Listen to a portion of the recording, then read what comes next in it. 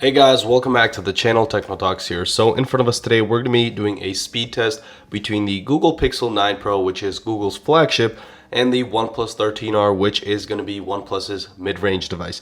This device is newly released, so without further ado, let's go ahead and begin. Starting off with the specs, I do want to start with the Pixel 9 Pro. This device does have 16 gigabytes of RAM with Google's own chipset, the Google Tensor G4, and the OnePlus 13R does have 12 gigabytes of RAM, and it does also use the Snapdragon 8 Gen 3, which is last year's flagship chipset. Now they do have the Snapdragon 8 Elite chipset, but again, this is still a beast of a chipset. So how we're going to conduct this test, I'm going to do a boot up test. We'll go ahead and open some apps, and then we will go ahead and go through those apps for the RAM management on both these devices. And in the end, I will go ahead and run some benchmarks to actually compare those scores.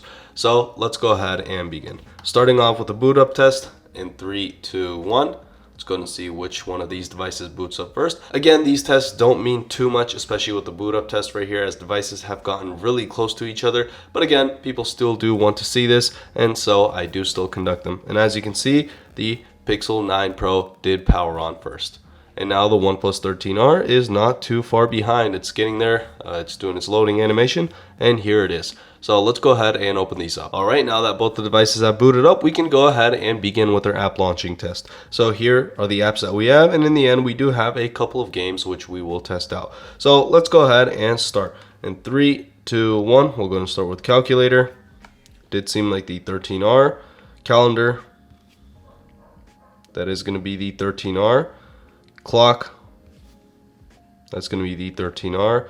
Camera, all right, I think that was the 13R, and flipping it around, go ahead and do that again. That's going to be the 13R. Instagram, that is going to be the 13R. X, see, that's going to be the 13R. Groupon, all right, that is going to be the 13R again. ESPN, and again, these are both connected to the same Wi-Fi.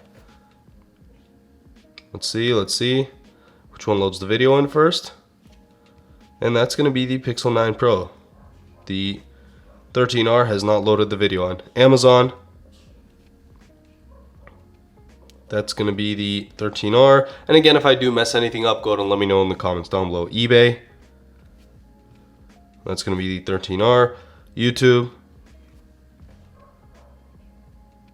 that's going to be the 13R by a very small bit. Chipotle, I think that was a tie. And now we can move on to our games. Let's see which one loads in first. Game engine turned on. Boom, that is going to be the 13R. And the 9 Pro is still getting there. Go ahead and start that game. Temple Run 2. And again, usually the processing power on the 8 Gen 3 is a little more than the G4 chipset that Google has. It's a little more powerful, and we will actually see that in the benchmarks. And as you can see, it did load up the game first, which is to be expected from this chipset. Go ahead and close out. Asphalt.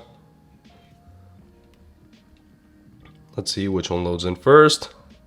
Very close. Oop. And that's going to be the 13R. And the Pixel 9 Pro is struggling a little, but it did get there. Dead Trigger 2, our final game. Let's see, waiting up. It's going to be the 13R and popping into our game in 3, 2, 1. Authenticating. I think that is going to be the 13R. Yep, that is the 13R. So let's go and wait for these to load up, and then we can move on to our RAM management. So overall, the 13R is a little faster than the Pixel 9 Pro, but day-to-day usage, something I can tell you is both these devices are great devices. They perform really well, and this isn't the only thing that matters on a device. So quickly going through our apps to go ahead and compare the RAM management. That's going to be, not sure if that was a reload or it was just reloading the calendar up. Camera, this is normal. It does close up the camera, but in previous tests, the 13R did actually struggle for some reason. Boom. So Groupon did reload. ESPN, again, reloaded. I did check the optimization settings once again, and Amazon did reload. For some reason, it just keeps optimizing these apps. I don't know if I have to go into their settings separately, but this just keeps happening, and it's getting a little annoying. And again, another reload. Once again, a reload. Go ahead and go back. And no reloads on the 9 Pro so far. And our final game. And again, the 13R unfortunately did reload a lot of the apps, and it's not really expected from a device with 12 gigabytes of RAM. Again, I did go into the optimization settings. It shouldn't really be an issue, but I think for the next time, I'm just going to go through every single app settings, their battery optimizations, and see what it's looking like there. But for now, the Pixel 9 Pro, the 13R is faster with the app launching, but the Pixel 9 Pro is better with its RAM management. So let's go ahead and close out all these apps and move on to our benchmarks. Let's see, everything is closed out.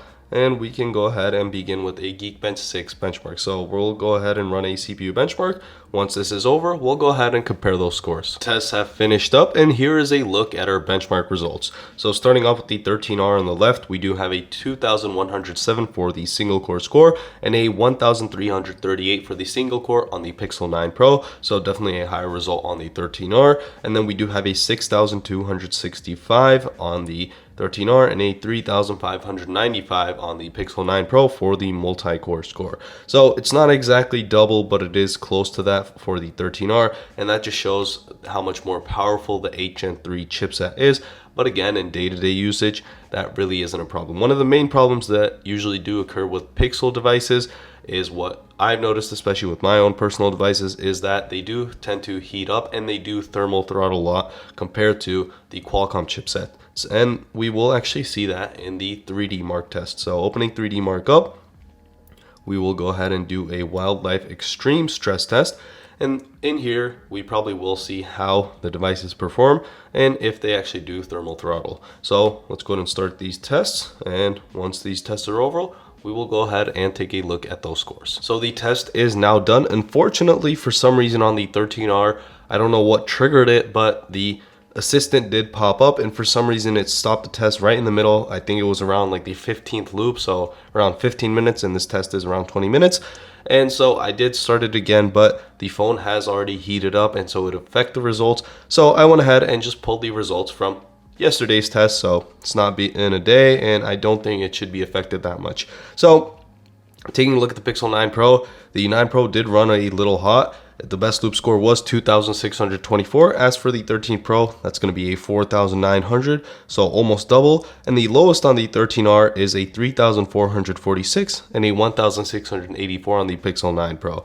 As for our stability, 70.3% on the 13R and 64.2% on the Pixel 9 Pro. And if we do go down, as you can see, by every loop, the score just keeps going down and down. It does go up just a tad bit, and then it goes down again as it cools off, and then it does heat up again. So going down just a tad bit more, here are some performance monitoring results.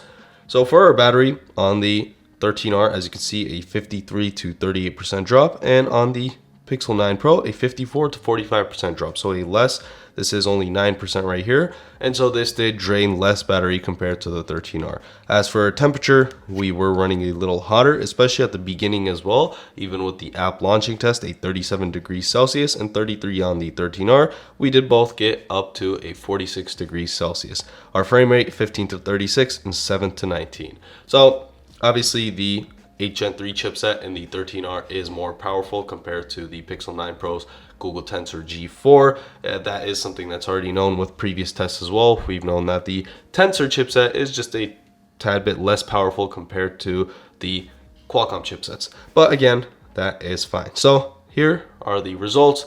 That is it for this test. Again, day-to-day usage, that's not going to be too much of a difference. That is something I've noticed with these devices. However, taking a look at those benchmarks, you can tell that the 13R is the better performing device compared to the Pixel 9 Pro. Especially in the gaming sector, you might see a larger difference there. So that will basically wrap it up for this video. As always, if you did enjoy this video, make sure to like and subscribe, and see y'all in the next one.